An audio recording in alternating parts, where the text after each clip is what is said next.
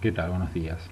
Bueno, vamos a hablar hoy del romanticismo, ¿sí? Este movimiento que tuvo su proyección en Europa y que tuvo su auge en los primeros 50 años del siglo XIX, pero que tiene su origen a fines del siglo XVIII, con dos eventos que también se producen en Europa y que resultaron fundamentales, como fueron la Revolución Industrial en Inglaterra, por un lado, y la Revolución Francesa, por otro lado, en el continente mismo.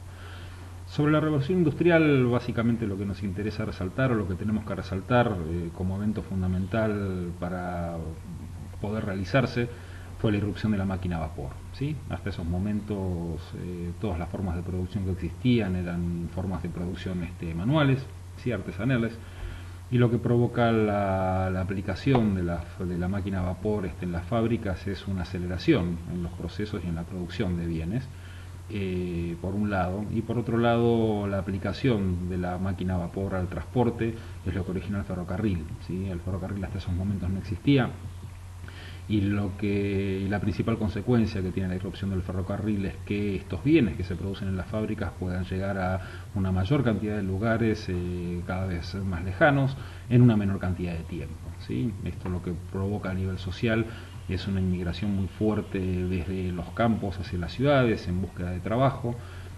Mucha gente comienza a trabajar en fábricas, las condiciones iniciales de trabajo en esos momentos no eran las que conocemos hoy, en los cuales tenemos 8 horas, por ejemplo, de trabajo. En aquellos momentos prácticamente se trabajaba de sol a sol y no existía una discriminación entre hombres, entre mujeres y tampoco niños. ¿Sí? Esto a la larga y ya avanzado en el siglo XIX lo que provoca es una conciencia de clase y básicamente las sociedades quedan configuradas como las conocemos hoy, ¿sí? Con clases dominantes, clases medias y clases más pobres.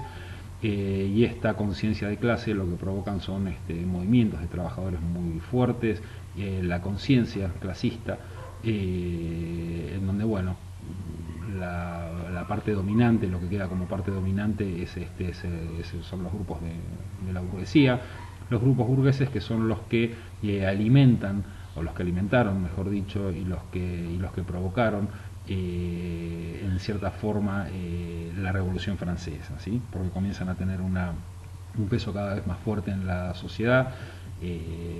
Las condiciones de vida que tenía la gente en esos momentos también era muy, muy pobre, y esto produce una reacción contra los movimientos absolutistas, en este caso particular en Francia contra Luis XVI, que era el rey en esos momentos, y contra toda la realeza y el modo de vida que tenían ellos y también la nobleza, que termina provocando la caída del régimen absolutista y la erupción de los principios básicos de la democracia como las conocemos hoy. ¿Sí?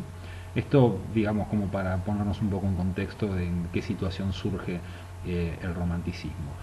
Eh, Uno de los aspectos fundamentales que tienen que ver con la Revolución Francesa es estancia por la libertad, ¿sí? O sea, en contra del régimen absolutista, en donde, o a partir del cual era la realeza la que decidía la manera y la forma de vida que tenía la gente. Esta libertad es observada también como un movimiento en contra del movimiento artístico o cultural que existía hasta ese momento, que estaba reflejado por el neoclasicismo y por el iluminismo. ¿Sí? El iluminismo básicamente lo que proponía o lo que impulsaba era que las personas podían tener acceso al conocimiento, pero a través de la razón, y el romanticismo llega para cuestionar esto. El romanticismo lo que dice es que, ok, está todo bien con la razón, está todo bien con el objetivismo, pero cada persona es un ser único que tiene su propia visión de las cosas, sus propios sentimientos a partir de las cosas. Entonces este movimiento, el romanticismo, lo que impulsa es un movimiento de un carácter mucho más subjetivo, ¿sí? En donde las emociones son plasmadas, o en la cual, mejor dicho, se intenta una comunión con la naturaleza, un retorno, ese tipo de cosas. Esta libertad también lo que impulsa es el tradicionalismo, es decir, que todos los movimientos folclóricos o todo el folclore propio de un lugar determinado comenzara a tener su expresión, y esto da lugar a lo que son los nacionalismos.